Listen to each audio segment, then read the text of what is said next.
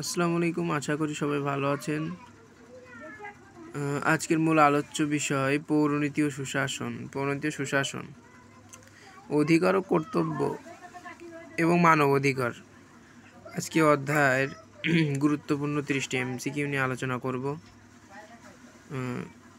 আশা করি সবাই ভিডিওটি মনোযোগ দিয়ে দেখবেন, খুবই গুরুত্বপূর্ণ এমসিকিউগুলো। তাহলে কথা না বাড়িয়ে শুরু করা যাক। মানব কল্যাণ সাধনের শ্রেষ্ঠ সংস্থা কোনটি? মানব কল্যাণ সাধনের শ্রেষ্ঠ সংস্থা রাষ্ট্র।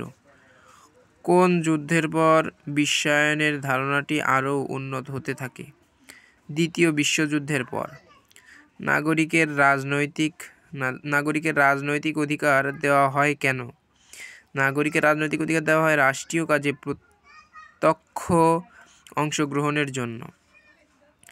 ক অধিকার সমাজের মানুষের ন্যায়বোধ ও বিবেক থেকে উদ্বুদ্ধ। ক অধিকারের সাথে নিচের কোনটি সাদৃশ্য আছে? নৈতিক অধিকার। একটি রাষ্ট্র তার নাগরিকদের পর্যাপ্ত পরিমাণ অধিকার প্রদান করলে সেই রাষ্ট্রকে তুমি কি রাষ্ট্র বলে অভিহিত করবে? কোন রাষ্ট্র বলে অভিহিত করবে? এটা হচ্ছে গণতান্ত্রিক রাষ্ট্র। অধিকার শব্দটি ইংরেজি শব্দ কি? রাইট। রাইট। অধিকার শব্দটি ইংরেজি হচ্ছে রাইট। কোনটি কর্তব্যের উল্লেখযোগ্য দিক? অনুগত্যবোধ হলো কর্তব্যের উল্লেখযোগ্য দিক। অধিকার বলতে বোঝায় ইচ্ছা পূরণের ক্ষমতা। বাংলাদেশের রাজনৈতিক উন্নয়ন ঘটছে না কেন? বাংলাদেশের রাজনৈতিক উন্নয়ন ঘটছে না কারণ দ্বন্দ্ব স্বার্থের কারণে। এটা খালি ঘর দেওয়া আছে, জিজ্ঞাসা চিহ্ন দেওয়া আছে। এবং সামাজিক কর্তব্য, রাজনৈতিক কর্তব্য, অর্থনৈতিক কর্তব্য, অন্যান্য কর্তব্য। এই খালি ঘরে কি হবে? এখানে হবে আইনগত কর্তব্য।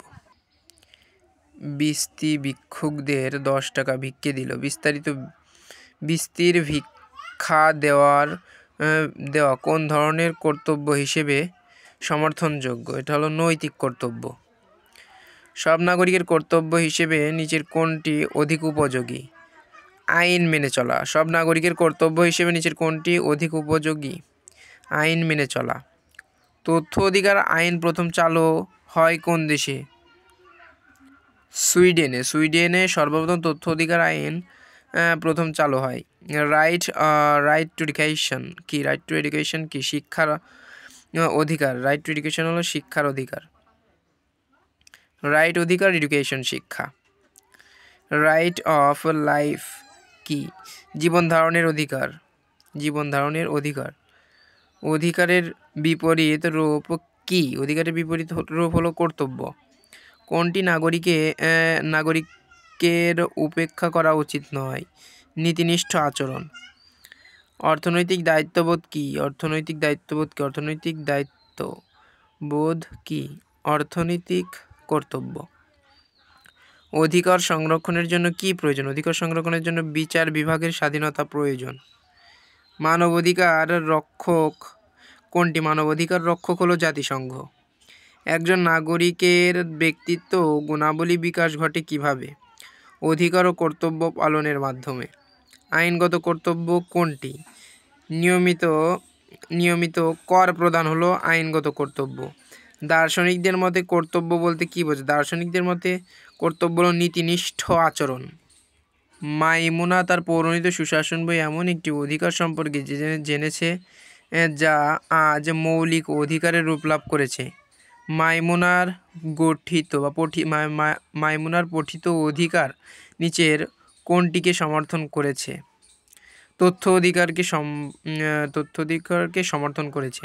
মুসা তার পাড়ার ছেলেদের নিয়ে একটি ক্লাব গঠন করে। মুসা কাজটি সমর্থন করেছে নিচের কোনটি?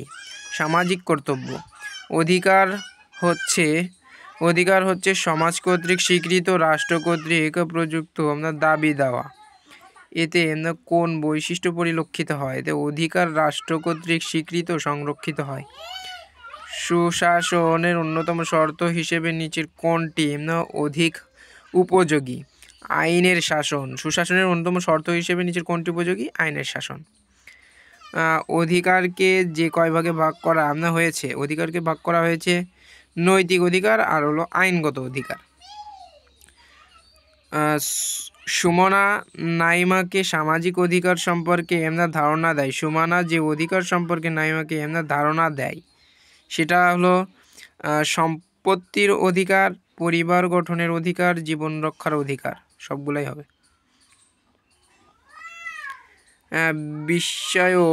বিশ্বায়ন মানব সমাজের ইতিহাসে একটি অন্যতম প্রত্যয়। বিশ্বায়নের বৈশিষ্ট্য হলো বিশ্বগ্রামের ধারণা, মুক্তবাজার অর্থনীতি, পণ্যের অবাধ প্রবাহ, সবগুলোই হবে। এই এমসিকিউগুলো অত্যন্ত গুরুত্বপূর্ণ। এই অধিকার ও কর্তব্য এবং মানবাধিকার পরিণতির এই অধ্যায়টিও খুবই গুরুত্বপূর্ণ। এই টিপগুলো সবাই মুখস্থ করার চেষ্টা করবে। এই টিপগুলো থেকে কমন আসবে ইনশাল্লাহ। ভিডিওটি ভালো লাগলে চ্যানেলটি সাবস্ক্রাইব এবং লাইক দিয়ে পাশে থাকবেন। আসসালামু আলাইকুম।